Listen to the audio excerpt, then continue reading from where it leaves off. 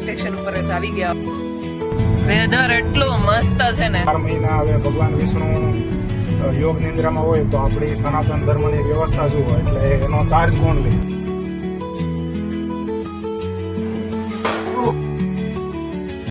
Hello friends, very good morning, જય Shri Krishna and જય Swaminarayan. Welcome back to my channel.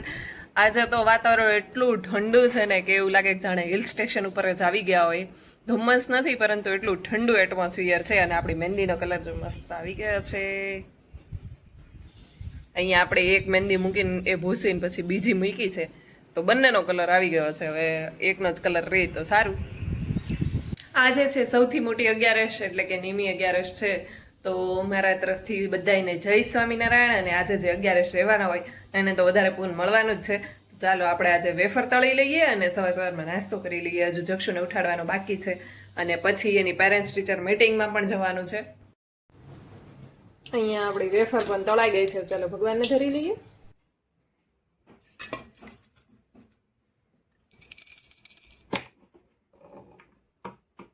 શુભાઈ એના પીટીએમમાં જવા માટે રેડી થઈ ગયા છે. જોકે તારે તો ઓપ્શનલ છે, અમારે જવાનું હે ને.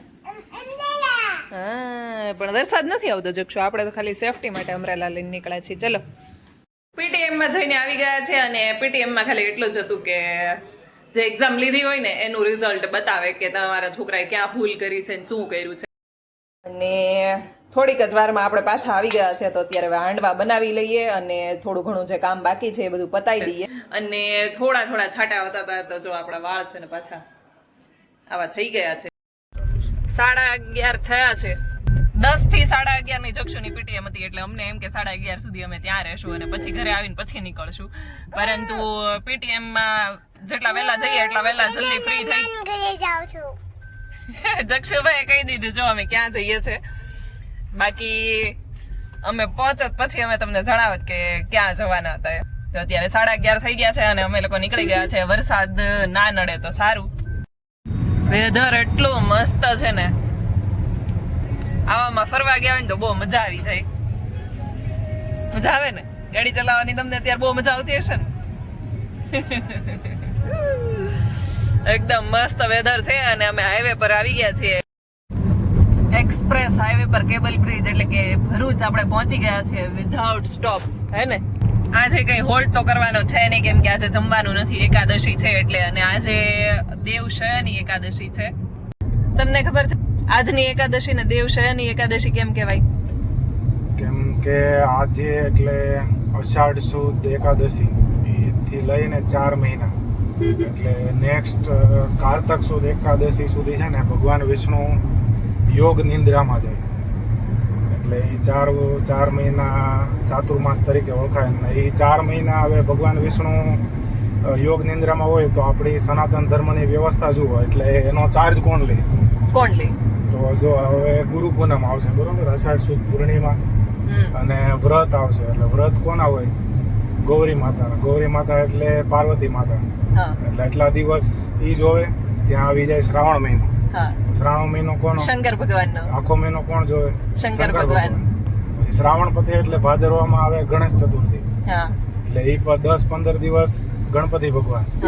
પછી એ 15 દિવસ પૂરા થાય એટલે ભાદરવાના પાછળના 15 દિવસ આવે શ્રાદ્ધ એટલે પિતૃપક્ષ. એટલે એ 15 દિવસ કોણ જોવે? બધા પિતૃઓ. પછી આસો મહિનો આવે. આસો સુદ પડવો એટલે શું ચાલુ થાય? નવરાત્રી. નવરાત્રી એટલે પાછા માતાજી. બરાબર. હવે નવરાત્રી પૂરી થાય એટલે શું આવે? દિવાળી. દિવાળી એટલે ધન, કુબેર અને લક્ષ્મી માતાજી એનો ચાર્જ આવે. ત્યાં કારતક મહિનો આવી જાય એટલે એકાદશી આવે ત્યાં વિષ્ણુ ભગવાન પાછા બેક ટુ ડ્યુટી. તો આ રીતનું હોય છે 4 મહિના દરમિયાન. અને જો આની અંદર તમને કઈ કરેક્શન લાગે અને તમને કઈ વધારે ઇન્ફોર્મેશન ખબર હોય તો કોમેન્ટમાં જણાવજો. પહોંચી ગયા છીએ અમે લોકો સુરત.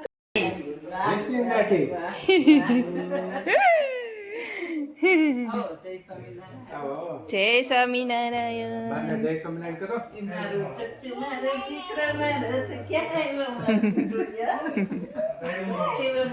તું શેમાં આવ્યો? ટ્રેનમાં આવ્યો? ગાડીમાં આવ્યો? તો તું તું કહેતો હતો ને હું બસમાં આવીશ ડીમાર્ટ લેવા આવજો એવું હે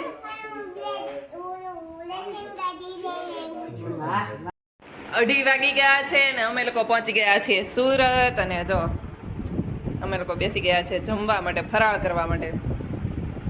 શું ખાશો જક્ષુ? હલવો? હા, સ્વીટ સ્વીટ ભાવે છે તને? તો બાને થેન્ક યુ તો કહી દે. જક્ષુભાઈ જો ઉઠી ગયા છે ને નાના નાના કરતા કરતા નાસ્તો કરવા બેસી ગયા છે. ઉઠ્યા ભેગું હો. પપ્પા ઉઠો ને તે કે નાના નાના. તને ખબર હતી તું નાના ઘરે સૂતો તો એમ? હે ખબર હતી?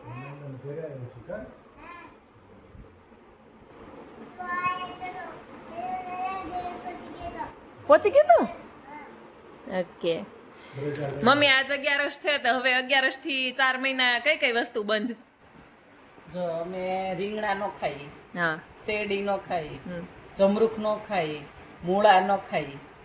મૂળા હવે ડાયરેક્ટ દિવાળી પછી. હા દિવાળી પછી જ. એ 4 વસ્તુ જ હોય કે બીજું હોય? નહીં 4 વસ્તુ નો ખાઈ. જમરૂખ, શેરડી, મૂળા ને રીંગણા. રીંગણા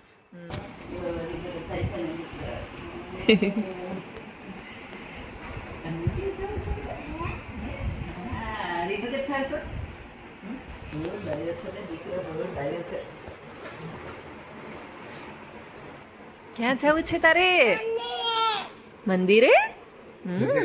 અત્યારે અમે લોકો જઈ રહ્યા છીએ થોડું ઘણું કંઈક શોપિંગ કરવા માટે, અને રાખડી ને એવું બધું આવ્યા છે તો જોડે જોડે લઈ લઈએ. એટલે રાખડી ને એવું જ સ્પેશિયલી જોવા માટે જઈ રહ્યા છે. કઈ બીજું ગમશે તો આપણે જોશું. જક્ષુ ને જવું તું મંદિરે એટલે મારા પપ્પા એને લઈને મંદિરે જાય છે. વૃષભ શું કરે એનું જોઈએ. બાકી એને શું હશે તો સુઈ જશે, ટીવી જોઈ હશે ટીવી જોઈશે. તો આપણે એ લોકો આપણું કામ પતાવી દઈએ પહેલા. અને મમ્મી જો પાછળ રેડી થઈને આવી ગયા છે. હજુ તો 15મી ઓગસ્ટ ને 15 દિવસની વાર છે. ત્યાં પ્રિપેરેશન થવા લાગી છે. મોટા વરાછા હેલી અને હેની બંને અહીંયા બાજુમાં જ છે, આપણે જે કતારગામમાં છે ને. અને અહીંયા એક શોપ છે તો આપણે બધામાં જઈ આવીએ.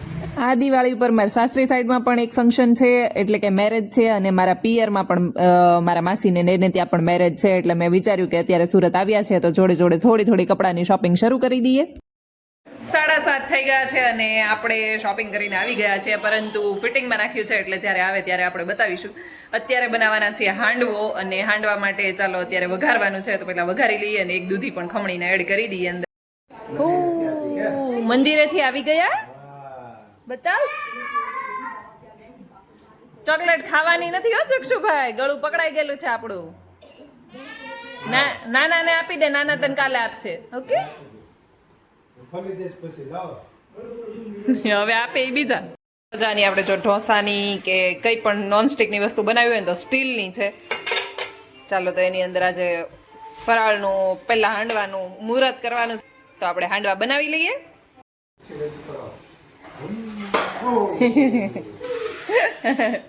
શું રમ છો તું?